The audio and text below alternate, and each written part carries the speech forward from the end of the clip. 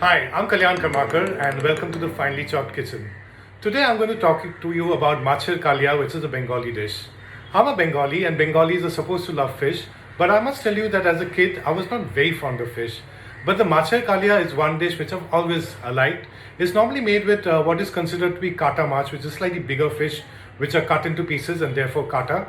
The most popular fish for this is the katla and its cousin the rohu, also the bhetki and chitol. So these are all freshwater fish, and this dish was often made in slightly more special occasions like weddings or annaprasans, which is the rice eating ceremony, or at home on birthdays, or in our place even my grandmom would make it on Borodin or the New Year. Some say that it draws its etymology from the qualia or the kalia of Awadh. And in fact, if you go to the Mughlai restaurants of Kolkata, which are famous for its biryani, chap, and risala, you'll get the kalia over there made with mutton. But we Bengalis, have made it our own as the kalia. So the difference from a standard machar jhol is that this is onion based. I also use tomatoes, which is not traditionally used always, but it gives a nice bit of color to it. It's also meant to be a rich dish, so it has like crushed cashew nut in it. Some people put poppy seeds. In our house, normally we put a bit of dahi, and in Bengal you do put dairy and fish together. But today I've also got some salted cashews, so I'm crushing that in, but it doesn't necessarily always go with it. Today I'm going to go add potatoes to it because potatoes and fish, the kalia makes a fantastic combination. On days when you want to eat slightly healthier now, we put cauliflower in it. So let me show you the recipe and do try it. It's my favorite dish, and the kalia will differ from place to place, restaurant to restaurant, caterer to caterer. The color might differ of the gravy, the thickness might differ.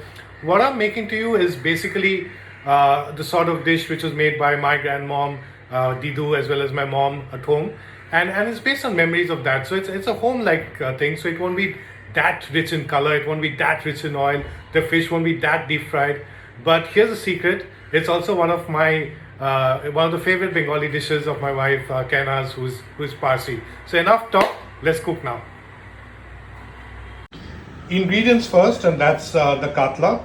This is the petty piece at the stomach, and that's the gada at the back. And we're going to smear this with turmeric, red chili powder, and salt, and shallow fried. Caterers and restaurants, in fact, like to deep fry it. I'm using onion paste and tomato paste. Not everyone uses tomato, and you can use finely chopped onion as well. The texture will be more coarse. Mustard oil, but you can also make it with sada tel, vegetable oil, or ghee. This is going to be the base for the spice palette, and I'm going to make it in front of you. So I have kept a bit of dahi, which is what we normally use. But since today I'm doing the recipe and there's some cashews at home, I've also crushed cashews. Ideally, you should crush unsalted cashews. There's also some bit of kishmish because it's come from the Awadhi culture, so it's supposed to have dry fruit and so on. Now I use a bit of all the standard spices at home. So there's a bit of coriander, there is cumin. We don't want this to be too yellow, so it's more to be brown. So coriander, cumin, bit less of holut, turmeric. I'm trying to sort of balance with one hand. A lot of garam masala. And, the Bengalis have their own mix for garam masala. I must confess that in our case, it's something which is store bought. Putting in some red chili powder as well. And before you get shocked, there's very little left, so I'm just adding that. And I will blend this in, so this will be the spice mix. Apart from that, shada jeera or cumin. I might add a bit of sugar. And there's some green chili, coriander leaves, potatoes, which are parboiled, green peas, not necessarily mandatory, I like them. And there's a bit of water. And I'm also going to put a bit of whole dry spices and tejpata. I heated a couple of tablespoons of mustard oil, and when it was hot, I gently set in the fish. Be careful, the oil might splutter, so don't be too close to the gas at this point.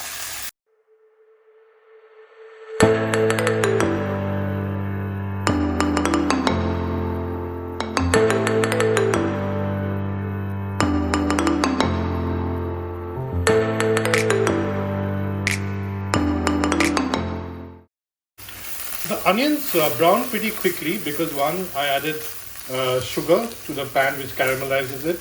Two, because it's onion paste, and three, because the wok is pretty hot. So this is the stage at which I'm adding ginger and garlic paste, and I must confess that I've taken this out of a pouch. Freshly ground is of course much nicer.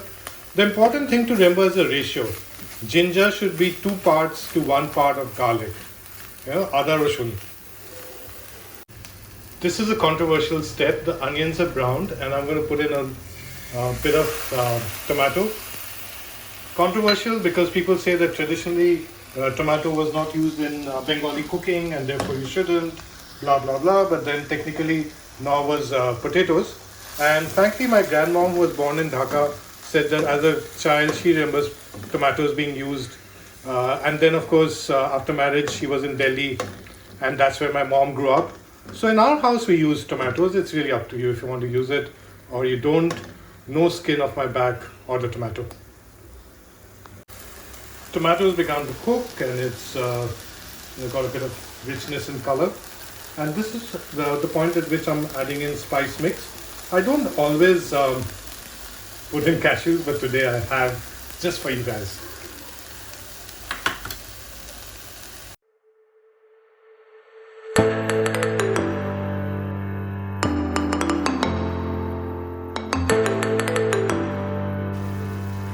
In case you were wondering, then this is the stage at which you add salt, and remember that you fried the fish also in a bit of salt. I'm also adding in green peas. I love green peas, and if it's winter, then green peas and cauliflowers are must in a Bengali curry, and fresh potatoes, notun aloo. There's also a Bengali dish called doi mach where there will be more yogurt than I put. You can put even less yogurt than I have, and none if you're not comfortable. So another 4-5 minutes and we are done.